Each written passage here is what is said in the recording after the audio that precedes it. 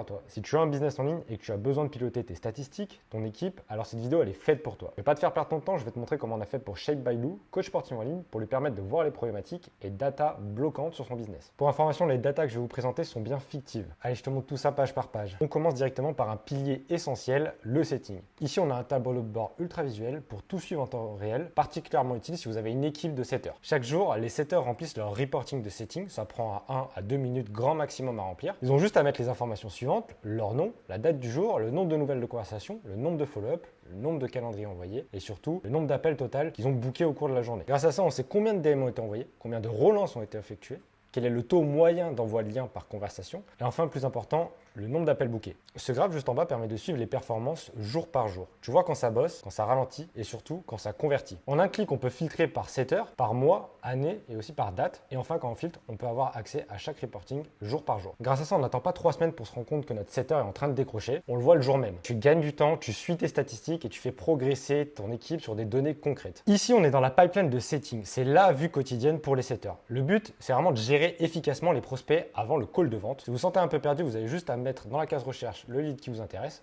Chaque lead est rangé dans une étape précise, en cours de discussion, lien de call envoyé, à relancer, call booké, perdu, refus, ou même les calls qui ont été closés. Tout est clair et visuel et c'est mis à jour au cours de la journée. Le setter a accès à toutes les informations utiles pour bien relancer. La date de premier contact, le type de lead, les commentaires sur la conversation, la date de relance. Donc voilà, tout est centralisé pour pouvoir bien optimiser ce setting. Juste à côté, on a cette vue en mode listing, c'est la même pipeline mais présentée en mode tableau. Là, on passe à une page ultra importante. Si vous devez retenir une section lors de cette présentation, c'est celle-ci. Donc on est dans le dashboard Sales Closing. Tout ce que tu vois ici, c'est synchronisé automatiquement avec le CRM. Autrement dit, on n'a aucune donnée à saisir à la main.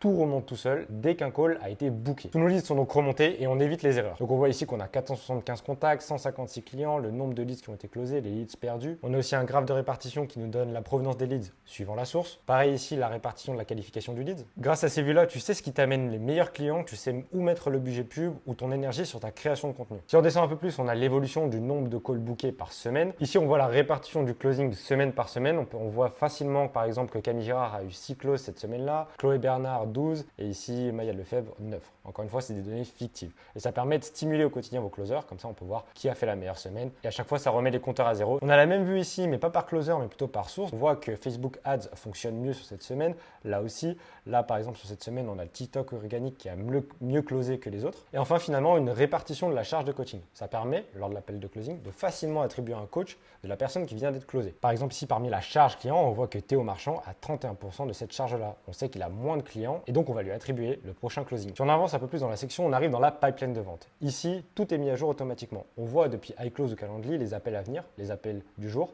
Et ensuite, une fois que l'appel est passé, on peut qualifier l'appel en follow-up, no-show, en attente de réponse, closé, perdu.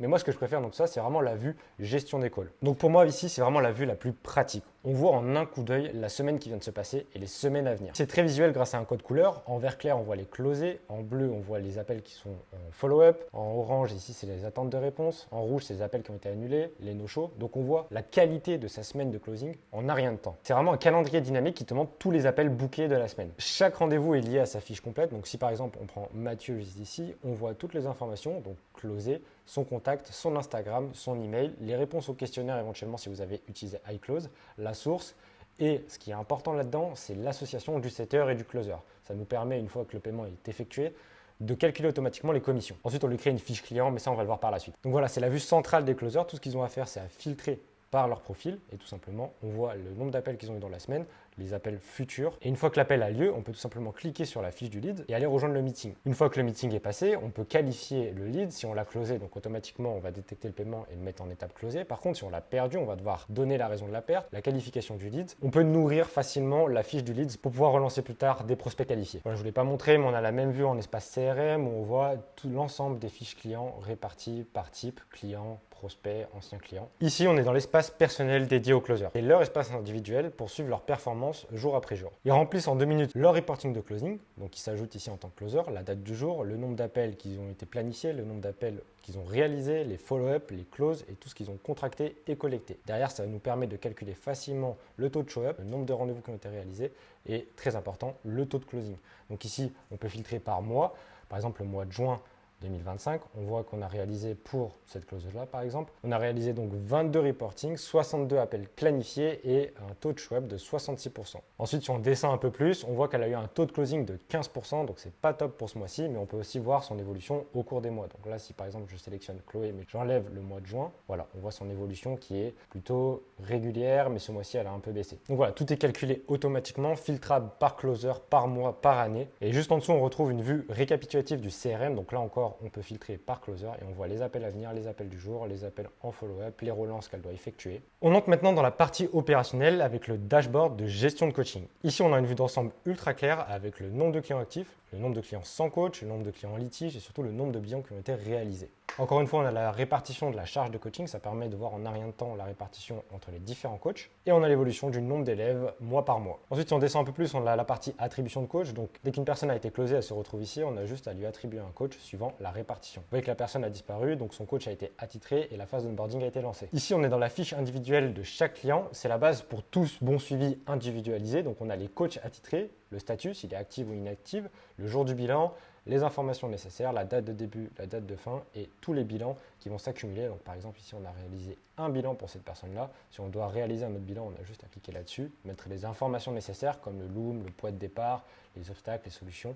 Donc ça permet vraiment un suivi de A à Z du client. Juste en dessous, on a le suivi de facturation. Donc on voit combien il lui reste à payer, combien il a contracté, la prestation qu'il a pris et surtout l'ensemble des listings de tous ses paiements. Ici, on a la même vue mais répartie par coach. Donc on voit que Léo a 103 clients, dont 45 actifs et 58 inactifs. Pareil, si on ouvre, on a accès à la fiche client. Ensuite, on passe à la partie équipe. Ici, on a deux vues très simples mais hyper utiles, l'équipe et les SOPs. D'abord, la vue équipe. Ici, tu retrouves tous les membres, setter, closer, coach, avec leur rôle, leur email, leur numéro et tu peux ajouter facilement en un clic un nouveau membre à l'équipe. Et juste à côté, on a la partie Assets ou SOPs. C'est ici qu'on documente tous les processus internes, comme utiliser Airtable, créer un lien calendrier, faire un bilan client, utiliser WhatsApp Pro. C'est vraiment une base de connaissances internes accessible à toute l'équipe. Plus besoin de répéter 10 fois les mêmes informations, on les renvoie directement à la partie Assets. Donc on arrive maintenant dans la partie que tout le monde attend, c'est vraiment l'espace où on voit les chiffres, où on voit toutes les données, tout ce qu'on a collecté, tout ce qu'on doit à chaque personne. Vraiment cette page, c'est l'espace du CEO ou du gestionnaire. C'est en accès limité, uniquement ceux qui doivent piloter les chiffres et l'agence ont accès à ces données-là. Donc tout au long, on voit le CA collecté en temps réel, les commissions qu'on doit, au setter, au closer, c'est calculé automatiquement. Là, ici, on voit l'ensemble du listing des paiements. C'est immédiatement qui a vendu quoi, qui doit être payé et surtout combien on a encaissé. Juste en dessous, on visualise aussi l'essentiel, donc le chiffre d'affaires brut, et ensuite le bénéfice, une fois qu'on a déduit toutes les charges, qui nous donne le ratio collecté sur bénéfice, donc ici de 96%. Encore une fois, c'est les données fictives, le total des sorties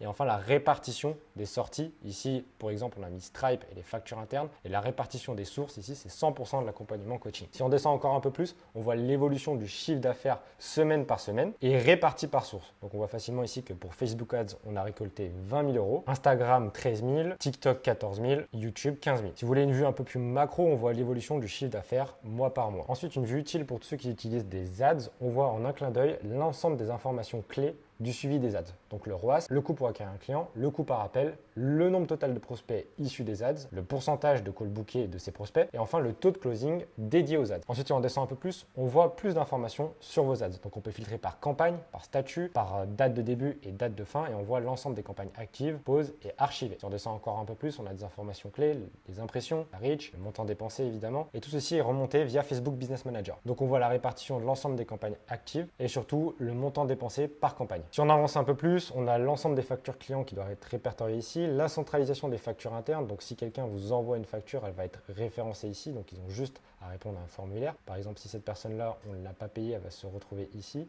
Donc on voit qu'elle est en attente de paiement. On vérifie si sa facture est la bonne en allant dans le dashboard des finances. Et ensuite, une fois que le paiement a été réalisé, on valide le paiement. On a aussi une vue performance individuelle sur l'ensemble des setters, des closers. Donc on voit le CA total généré, le solde total de transactions, ce qu'on lui a facturé et ce qui est en cours de facturation. On retrouve aussi l'ensemble des reporting des settings pour prendre connaissance de son mois et de son ressenti. On a la même chose côté closing. Donc on voit l'ensemble des closers, les informations que je vous ai citées précédemment et les reporting pour voir le bilan de leur mois. Et enfin, pour tous les coachs infopreneurs qui font de la création de contenu, on a mis une section création de contenu pour pouvoir analyser le contenu. Donc ici, par exemple, on voit qu'on a fait 15 000 impressions. On peut encore filtrer par date, par plateforme et on voit l'évolution du nombre de vues au cours du temps. Pourquoi c'est important d'avoir ça? Donc on peut voir facilement les posts les plus vus, les plus aimés, les plus commentés pour pouvoir répliquer les schémas de viralité et ce qui fonctionne pour votre contenu. Si on prend par exemple un des posts les plus vus, donc on voit que le statut a été publié sur Instagram, la date de publication, la rédaction du post et on voit aussi le post qui a été remonté sur la plateforme.